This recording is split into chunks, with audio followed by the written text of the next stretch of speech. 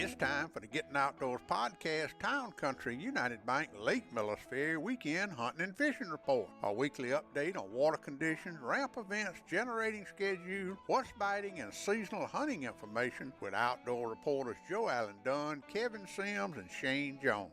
This weekly hunting and fishing report is brought to you by the good folks at Town Country United Bank in Camden, Alabama, serving their customers for over 40 years.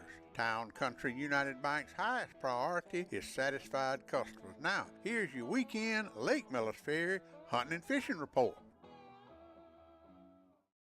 All right, Big Daddy, here we go.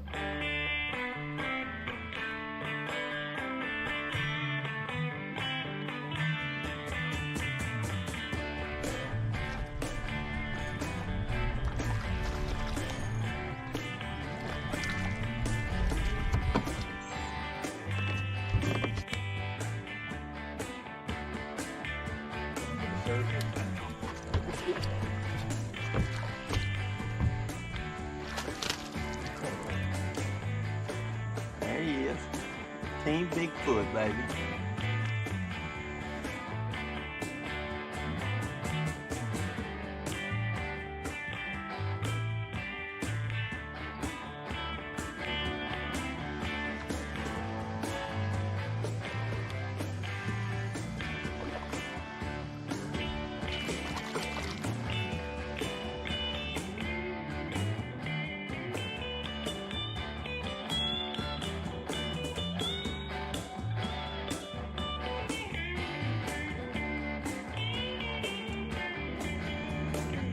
Another one on the B&B Silver Shade.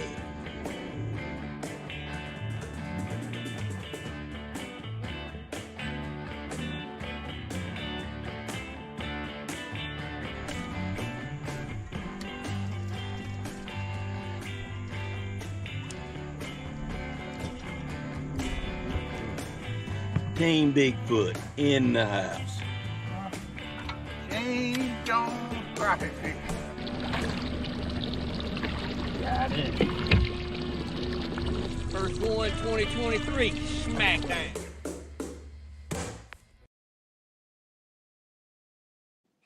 Good afternoon, everybody. Welcome to the Gettin Outdoors podcast, 225 Town Country United Bank Hunting and Fishing Report for the weekend of July the 7th through July the 9th, 2023. And I swear I can't believe it's July already. Got my outdoor reporters, Mr. Shane Jones and Joe Allen Dunn. Kevin had to work over at the mill today, but sitting in for him is Mr. G. Alford. This is the first time we've had a representative from the Town Country United Bank to sit in, and he is the Senior Vice President of Town Country United Bank. G, thank you for coming in here this afternoon. We've been trying to get Richard here. What is he, the Vice President? No, he is the president. He's the president. Okay. He is large and in charge. Well, thank you for having me, Big Daddy.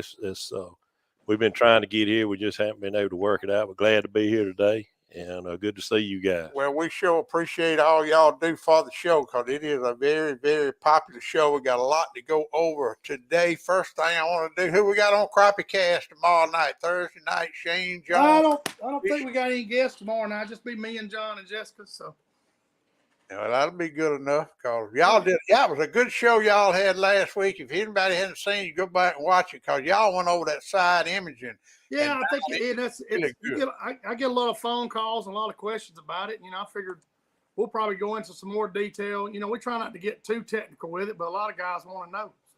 Look who is tuned in. Laura AG's tuned in, says she's watching from BASS, my old co-host, man.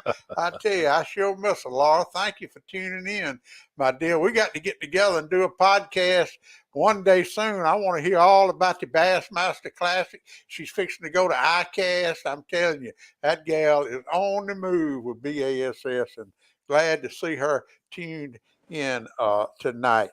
All right, let's see what we got to go over. I just got through doing the podcast with old Bubba Buck. Now I didn't know Bubba Buck. He's an old boy from over there in Mississippi. He's got 250,000 followers on his Facebook page, Adventures of Bubba Buck.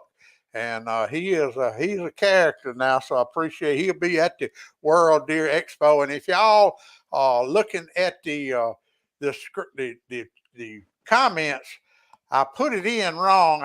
I couldn't edit it. I put in WED40, but it don't matter. Put WED40 or WDE40, either one, for a chance to win a pair of tickets to the World Deer Expo coming up July the 21st through the 23rd, because I didn't know those tickets are $25 a piece. So that's $50 worth of tickets. So if y'all want to go to that show, just type in WDE or WED40, and I'll pick a winner out probably tomorrow about dinner time. Gator registration is still open. They will draw for gator tags on July the 12th. It is very, very different this year. This year, you do not have to pay anything to register. You can get your mama, your daddy, everybody that's got a hunting license and lives in Alabama can register free. But if you get a tag, you are going to have to pay $250 plus a small registration fee. But if you do get that tag, and if you did sign up for somebody, you got to be in the boat and you have got to dispatch that alligator. So I'm giving you fair warning before you register. If you get that tag, it's a long, long, long night on the Alabama River on that gator hunt. I guarantee you. I've been there and done it. I really have. But it doesn't cost anything to register. Are you registered on it, Big Daddy? I don't think I'm going to register this year. I might, though. I ain't decided. I got till the 12th to figure it out. Dallas County Lake opened up the 1st of July, and I talked to a couple of folks in the bait shop the other day. I was in Loftus. They were getting crickets and worms, and they said there are some fish biting at the Dallas County Lake, so that is good news. And also I started Monday morning. My old buddy George Henry, and somebody asked me how long I'd had a relationship with George Henry. George Henry was working for WDXX Dixie Country back in 1987, and they did a live remote at the bait shop, D&L bait shop me and Wayne had when we did the crappie tournaments back in 1987. And me and George Henry are hooking up every Monday morning and Friday morning at 6:20 a.m. live on Dixie Country, which is 98.5 and 100.1 FM. They cover just about the whole west central Alabama and over into Mississippi. So y'all tune in on Mondays at 6:20 and Friday at 6:20 a.m. and we'll be telling you what's going on. Getting Outdoors with BDL and the G-Man on Dixie Country radio station. So I'm excited about doing that, and I'm gonna get on a podcast tonight with my buddy down there, Hunter Sullivan, at the River Legends Outfitters. They are putting out a podcast called Skin and Shed Podcast, and we're going to talk tonight about the outdoors, and I'm looking forward to talking with them boys on their podcast tonight. So it's a whole lot going on this social media, G, and you need to catch up with it. I'm telling you. I know. Y'all, hello, Tim Henderson's tuned in. He said hello to me and G. What about Shane and Joe Allen? Tim? He don't worry about us. All right, that's all I got. That's all I got on. Hope everybody had a great 4th of July weekend. I know the 4th of July fishing. We're going to talk about it here in a minute. It was pretty darn good. Let's go over the Town Country United Bank hunting and fishing report for the weekend of July the 7th through the 9th, 2023. And we'll start off with catfishing. And old Big Bama Bryant had that big rig out on the river. It was lit up like a beer joint, and he caught some kind of fish the other night, dragging bait in the river. The Alabama Catfish Series will be at Roland Cooper State Park July the 22nd. July the 22nd. That will be an all-night tournament from 7 p.m. till 7 a.m. So we'll be covering it here on the Getting Outdoors Facebook page. Jeremy Jernigan brought a bunch of his buddies up from Florida last weekend to Elms Bluff, and they caught some kind of catfish. Wes Stabler sent me a picture of his 8-year-old son, Waylon, caught his personal best catfish with a 30 Zebco 33. So that was good stuff. And then, of course, your fishing partner, Travis Powell and Kiersey and Rayleigh, they had a good weekend jugging. And he said, Joe Allen, that I don't know if he was lying or not, but he said he caught all of them in shallow water. He may. That water finally went down this past week, so he might have caught a few in there. But I would still think the river would be the key. He told I hung a big one yesterday. I was telling Big Daddy in a steak bed, I mean a big catfish. I was trying to get him out in open water. He was in there eating him some crappie. Travis told me he was fishing in shallow water in one of the holes that Joe Allen showed him. That's probably right. Well, they, like you said, Shane said, there's going to be some hanging around those steak beds because crappie is their favorite food. I seen a guy, I told Big Daddy Joe Allen yesterday, I was going by a fella. He had a little flat bottom and a hand tiller motor, and he was trying to drag a catfish over the side of the boat. It was a whopper. I seen it from 100 yards, and he was struggling to get it in the boat. I don't know if he was trot lining or what, but he was in the main river above your place. Well, you know, that river is just now getting hot. And I noticed the temperatures on the forecast for next week, it may not get real hot because I've seen 55-degree nights and some days not over 75. So it's I noticed the river was 86, Big Daddy, because it had some color, and the creek was 82 when I got in there. Well, the temperatures that I got here, the river temperatures from 84 to 88, that's pretty close. And I got the slough, it was 88 degrees in Ellis' Slough when I launched yesterday morning. I got on the main river, it was 86, and when I pulled in the first slough, it was 83. It was a little cooler. I understand, but when you're having a week with 55-degree weather at night, that's kind of strange for this time of year. We're supposed to get some cold. I didn't look. I'm looking at the forecast now, 55. But Millers Ferry Powerhouse, now this is what they're going to do tomorrow. They're going to be pulling at Millers Ferry from midnight to 3 a.m., 3 units, and from 2 p.m. to 6 p.m., 3 units, and then from 6 p.m. to midnight, 1 unit.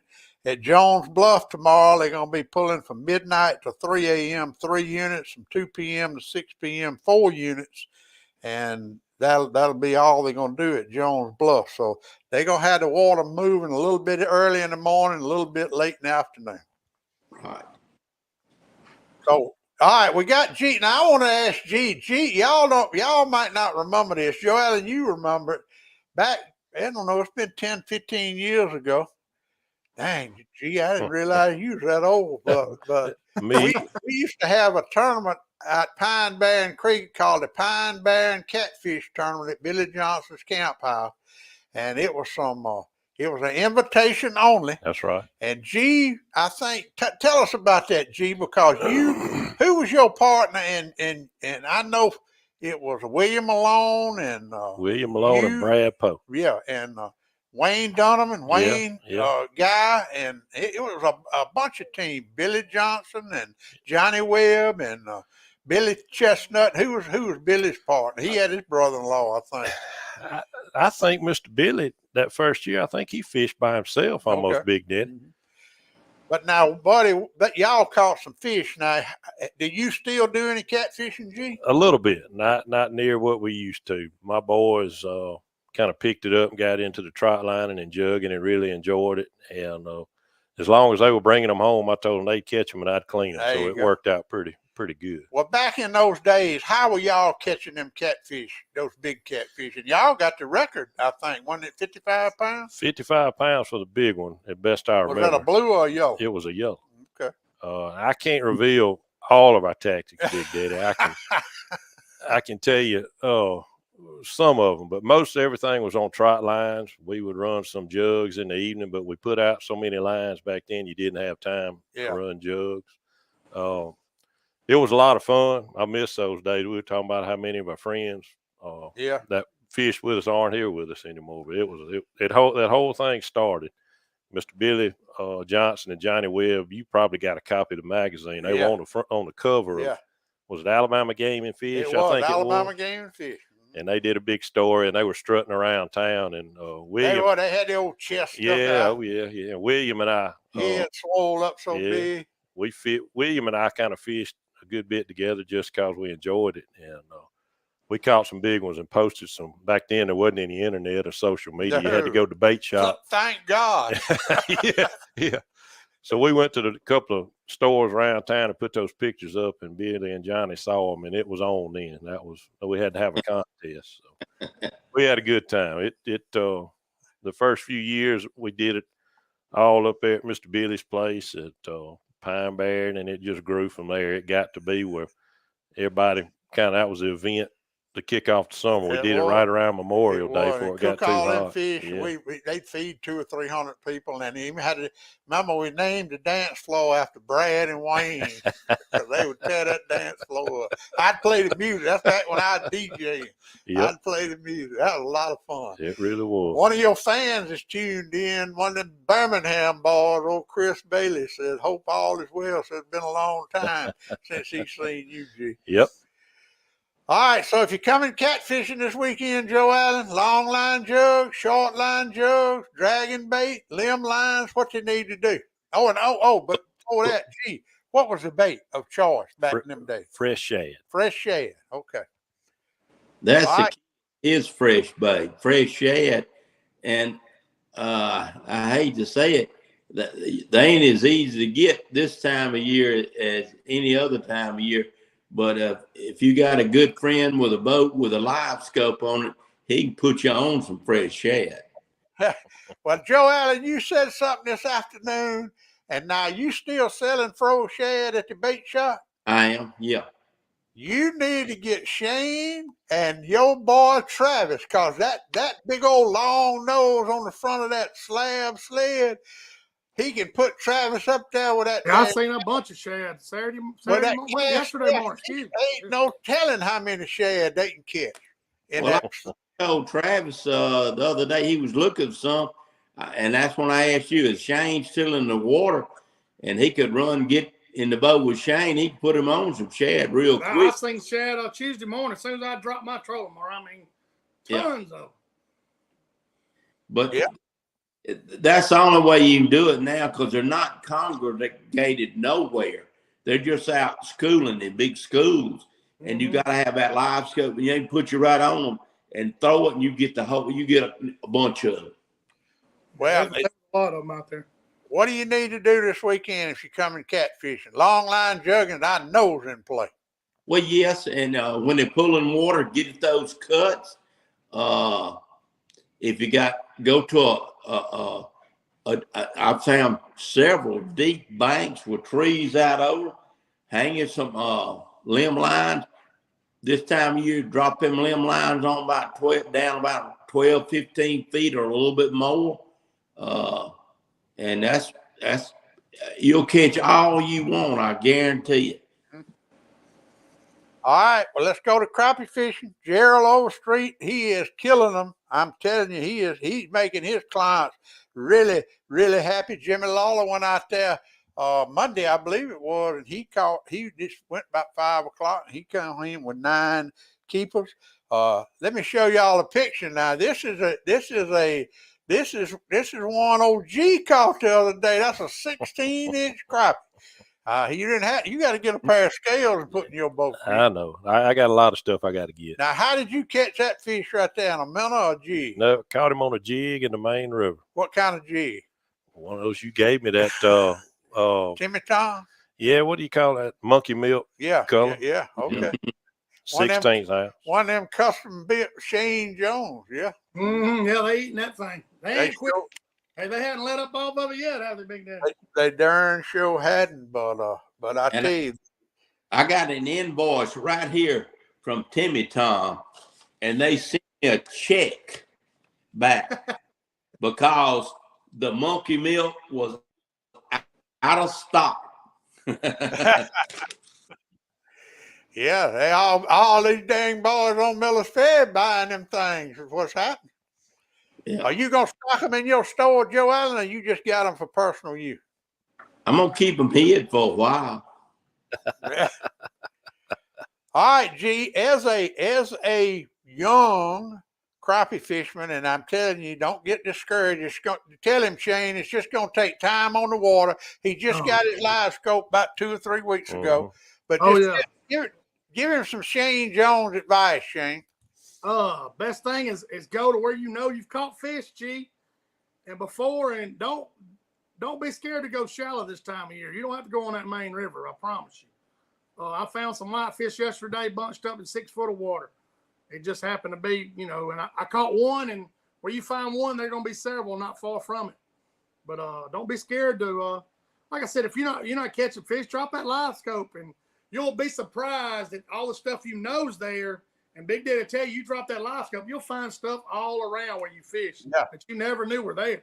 A stump or a ledge or somebody's brush pile, somebody's, stake bed. It's just, I find something every time I go out, and I just, I'm making me a little milk run. I'm putting me a waypoint there. So.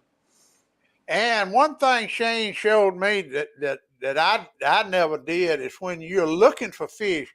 And I remember Scott Mitchell telling me that he kept his trolling motor wide open, and that was before they came out with them brakes. But he kept his trolling motor wide open, and he would put his live scope out to 80, 90, 100 feet far as he could see it.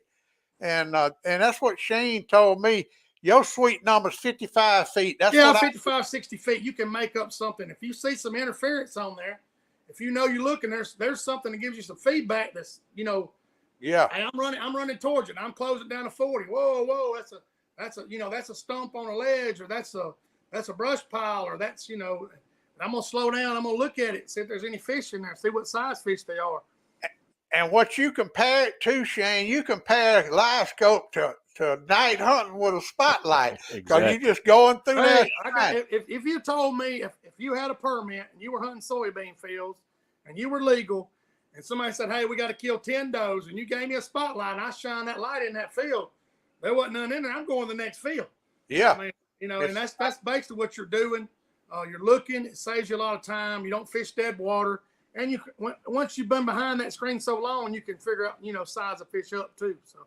Hey, speak of the devil, look what Scott Mitchell said. He said he's going to be running faster now. He just ordered him a 16-inch He did. I talked to him today. He was looking at a new boat, and we were discussing interest rates, and he was like, man, I can't do it. So he ordered him a new screen, he said. So. Well, if you need, y'all should have called G. He's the senior vice president now. Hey, I'm telling you, interest rates are, I just bought a new truck, so I know how them interest rates are. Yeah. Well, maybe G can give you that Town Country United Bank hunting and fishing. Hey, I'm all for giving money to somebody I know, I promise you.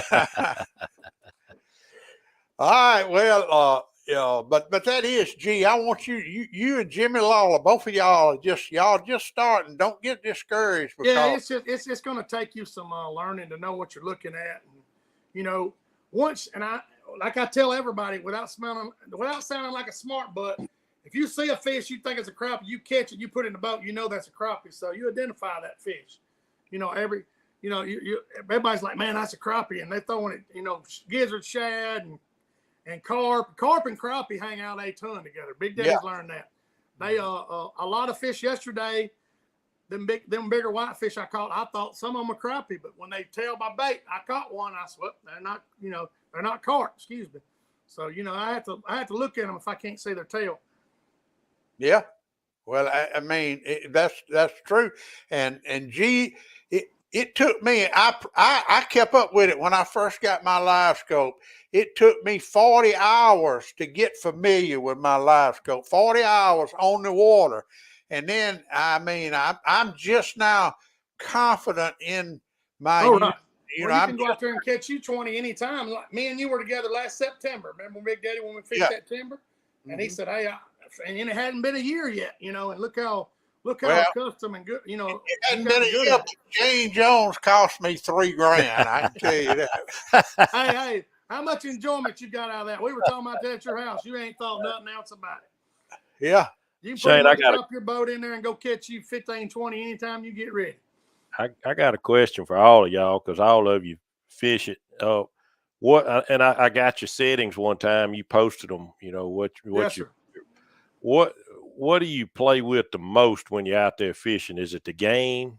No, sir. Once I get if I go in a creek and there's a lot of shad, I'll turn the gain down a hair from 75 to 70 on my unit. But I don't hardly touch nothing but how far I'm looking, G. I'm looking out 55. My depth stays on 15 most of the time, and I'm running out to 55. I'm running out to 40. Then I always fish at 40. So I keep it at 15 because if I run into a fish, a brush pile at 8 or 9, 10 foot, I can see what size fish is in. If I run into a 7, 8 foot, I can see what size fish. The fish size don't change. If you shrink that screen or blow it up, obviously you're going to make the fish look bigger, and then you get a false sense of what size the fish are. But the footage, how far I'm looking out, is about the only thing I ever touch. So you leave when you get those settings like you like them. That's it. Yes, sir. I'm not touching anything. And like I said, I got in the creek yesterday and there was a lot of shad, and I was wading through all them shad and looking for my bait, and I turned down the gain from 75 to 70. But that's you don't hardly mess with stuff, especially on a river system. Right. Springtime you got to do it because of the pollen, but right now you don't. Man, I'm just looking as far as the footage, as far out as I'm looking, and I fish at 40 feet all the time. So. And you got to learn where to catch. You boat control and accuracy is two key things with a live scope. That's right. It's just I tell everybody, gee, it's like skeet shooting. You went with someone, they're just shooting them skeet just like crazy. And that's the same way with that live scope. You're gonna know where your foot is on that trolling motor. You're gonna know where that transducer is. You're gonna know where to throw. You try to keep everything at 10 to 2 o'clock right here where it's easy, but sometimes you'll get, if you keep everything right here in the front, you can get to it pretty easy and track your jig. And face the wind. Always face the wind. Right. Always turn around. If you know there's a brush top there, G, and the wind's blowing at your back, go ahead and turn that boat around before you even get up there. That way you don't get aggravated, the wind blowing you off of it. Mm-hmm. Yeah, and like I said, I'll say it again, time on the water. You can't make up for it. You can buy a 25-inch screen, and it doesn't matter. You got to spend time with it and get your bait in front of those fish, because a lot of people's problem, they reel too fast and they click their bail before their bait gets down in the cover. That was me. What they realize, G, when they click their bail, that crappie bait, when you click that bail, it's swinging through the water column. Here's your brush pile. It swings over. I'll leave my bail open until it gets in those trees, then I'm working it. I'm closing it, and then I'm coming out and see if anything's wanting to. A lot of times those fish ain't going to run out of there like the spring. They want it bouncing on stuff. So. And I guarantee you telling it, everything I learned from Shane was about jig fishing was number one, don't shut that bail to that jig gets down where you want it. Yes, because like I said, it pendulums. As soon as you close that bail, it's wanting to come back to the boat, swing. If you let that bait get down in there, then you can click it. Then you walk that jig through that cover. That's the thing about it. Most of those fish I'm catching, especially black, it's reaction bite. You'll thump that limb, poof, he'll come up and eat it. Mm-hmm. It's just a reaction bite by those fish, and you're not going to pick up but a couple of them. You're going to have to move on. But it's a reaction bite this time of year. If you're coming to Millers Ferry this weekend, Shane, what is your advice? You caught them in shallow water. I caught them in 6, 8 foot of water, back in the sloughs, on brush tops. Yeah, I would just fish where I know to fish, and I cover as much water as possible. I say that every week, but you've got to cover some water to put, 20, 30, 40 fish in a boat, and once you figure out if you catch it on a river ledge, like G said, if you catch a couple of those big fish, that's what you need to go hunt. Whatever pattern, try to repeat it up and down the river. Well, Ryan Gunn's tuned in, Team Fish. He got him a weedless jig now, so I'm looking forward to chunking it a time or two.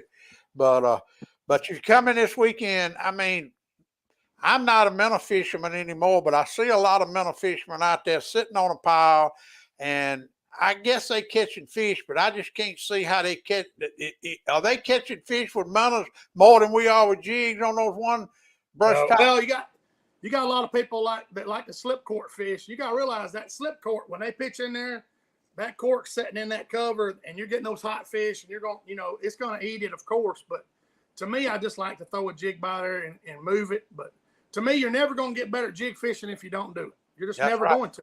You're dependent. I mean, nothing wrong with a minnow, but if you depend on a minnow, they don't have minnows. Lofton's is closed or something happens, and I'm just not depending on a bait. I'm going to try to learn how to catch them on a little jig. You doing it too, and I am too. I ain't had a minnow in my boat this year, I don't think. I buy them, but I end up pouring them out every time I find the thing. So. All right, well, that's crappie fishing. Now let's go to bass fishing. I wish Kevin was here. We got the Pride of the South Elites coming to the Bridgeport City Landing this weekend. If you want to get into that tournament, all you got to do is give old Jeremy Bass a call at 228-327-5941.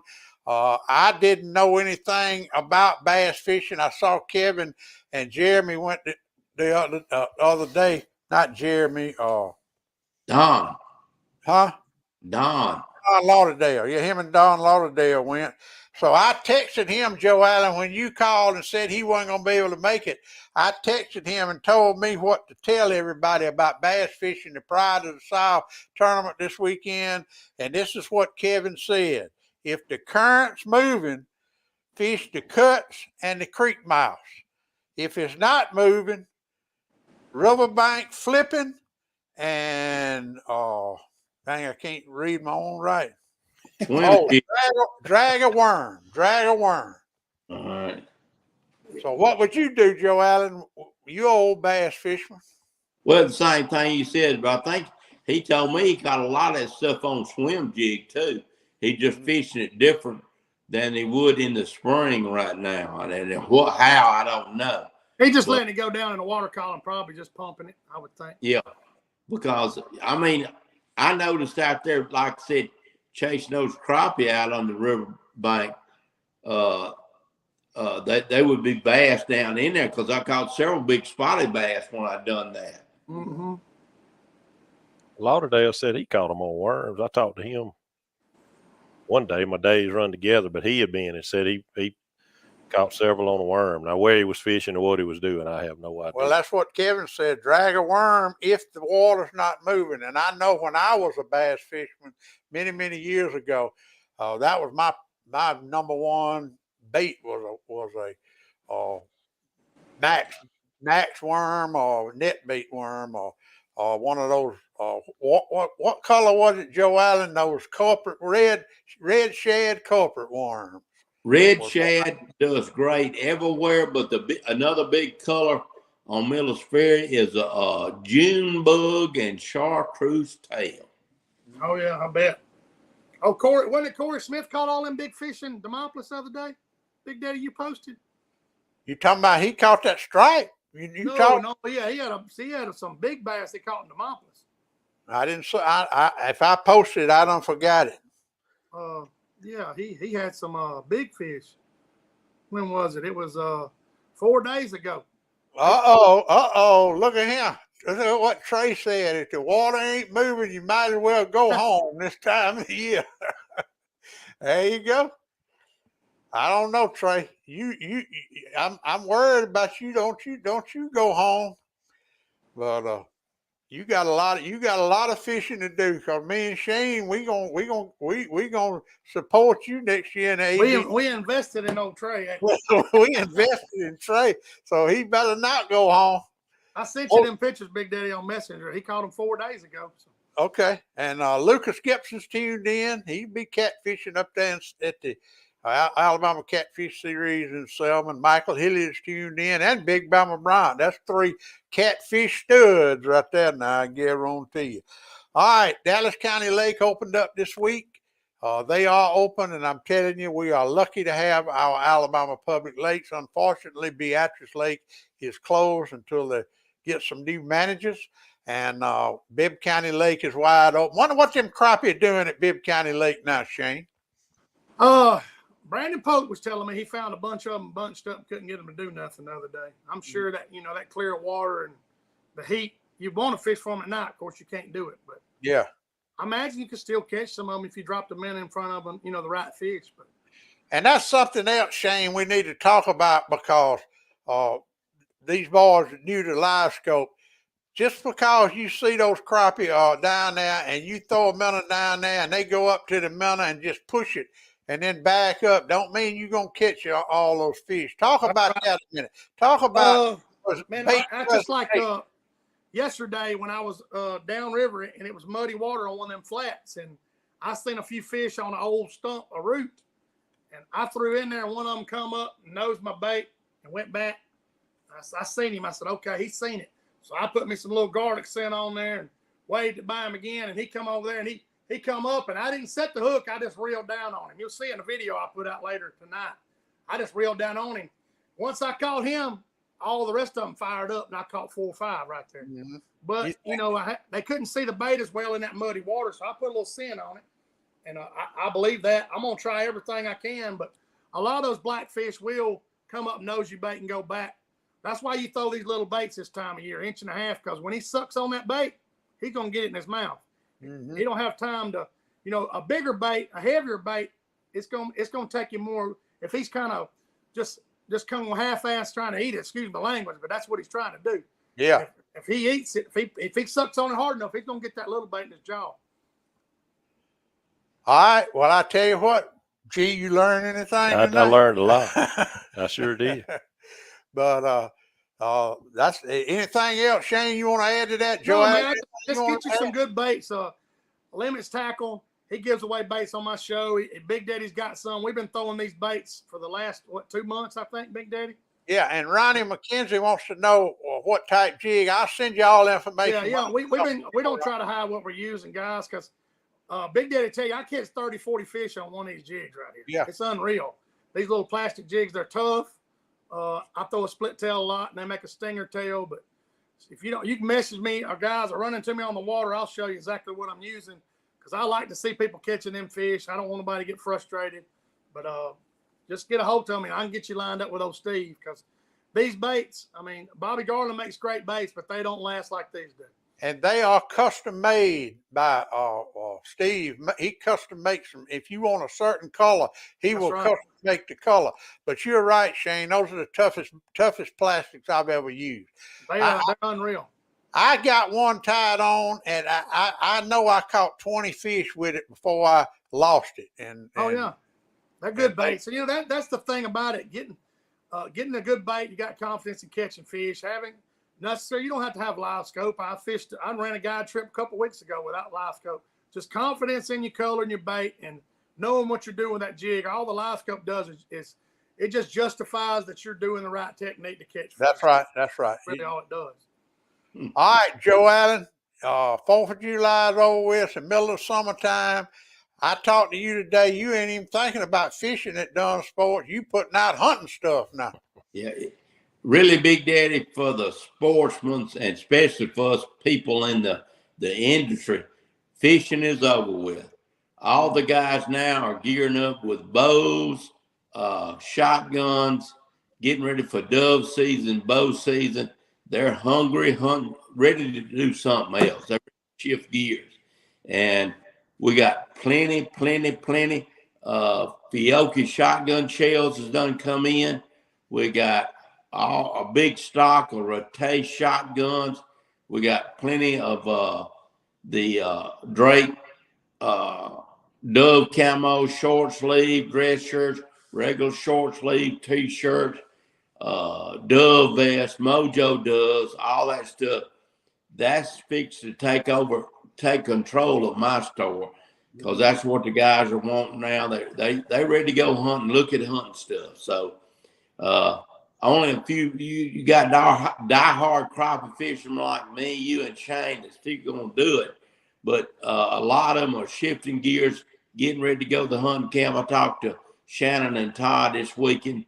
They was planting millet in fields, getting all the dove fields ready. So and that window is closing. That window is closing. You better go ahead and get your fields planted, because that window is closing right now. Because we ain't 60 days away from the first day of dove season. I know it, and that's a big thing. I know. I was talking to Rick Pipkin. He's getting all his stuff together too, and everybody's ready to go to the camp, do the social thing, have a social dove hunt, and enjoy. I like that time of year, Big Daddy. I get invited to them dove hunts, and I go out there and whoop on them crappie. Yeah. Joe Allen lets me stay at his place. I'm up before daylight. I got 30 by 8:30, 9 o'clock in the morning. I'm coming back.